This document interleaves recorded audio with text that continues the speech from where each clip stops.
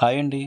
మీకు ఈరోజు శ్రీ శ్రీ మోదకొండమ్మ వారి ఆలయ చరిత్ర గురించి పూర్తిగా వివరిస్తాను, వినండి.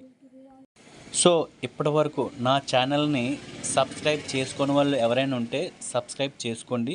ఈ వీడియోని పూర్తిగా విన్నాక మీ ఫ్రెండ్స్ అండ్ ఫ్యామిలీ మెంబర్స్కి షేర్ చేయండి, ఎందుకంటే వాళ్ళు కూడా తెలుసుకుంటారు కదా తల్లి యొక్క చరిత్ర గురించి. నా యొక్క యూట్యూబ్ ఛానల్లో వ్యవసాయం, ప్రకృతి అందాలు, రెండు తెలుగు రాష్ట్రాల యొక్క వార్తలు, విశేషాలు మొదలగు మంచి మంచి విషయాలు మీతో షేర్ చేసుకోవడం జరుగుతుంది.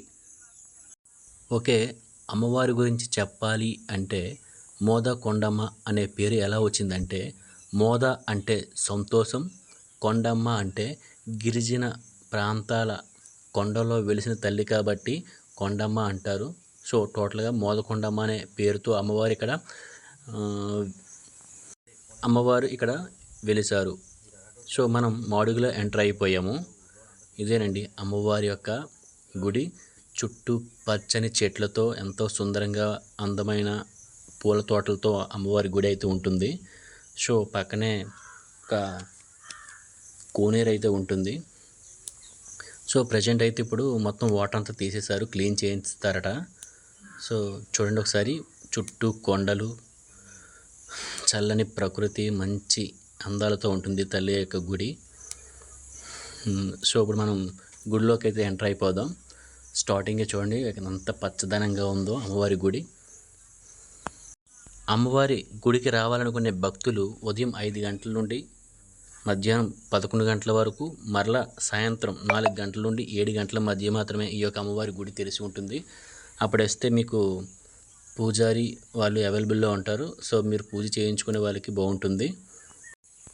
అమ్మవారి జాతర ప్రతి సంవత్సరం జూన్ మొదటి మంగళవారంలో మాత్రం అంగరంగ వైభవంగా అమ్మవారి జాతరను తప్పుడు గుళ్ళతో, బాణ సంచారాలతో, విద్యుత్ కాంతులతో ఊరంతా ఒక పండగ వాతావరణంలా జరుపుతూ అమ్మవారి ఘటాలను, విగ్రహాలను ఊరంతా తిప్పి మరుసటి రోజు పండగ అయిపోగానే అమ్మవారి గుడిలో మళ్ళీ భద్రపరచడం జరుగుతుంది. అలాగే అమ్మవారిని చూడండి ఎలా ఉన్నారు. మేము వెళ్ళేసరికి టైం అయిపోయింది, అందుకే గేట్లు అవి క్లోజ్ చేసేసారు. సో మీరు చూడండి ఒకసారి. అమ్మవారి గురించి చెప్పాలంటే, ఒరిస్సా రాష్ట్ర నందాపూర్ రాజ్యానికి చెందిన మహారాణి మాకలశక్తి భైరవపూడి 7వ సంతానం. ఇందులో అమ్మవారే పెద్దవారు.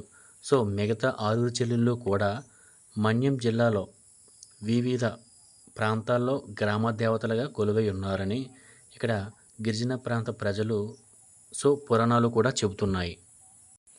అమ్మవారు మొదట్లో మినుములూరు గ్రామంలో ఉండేవారు. జాతర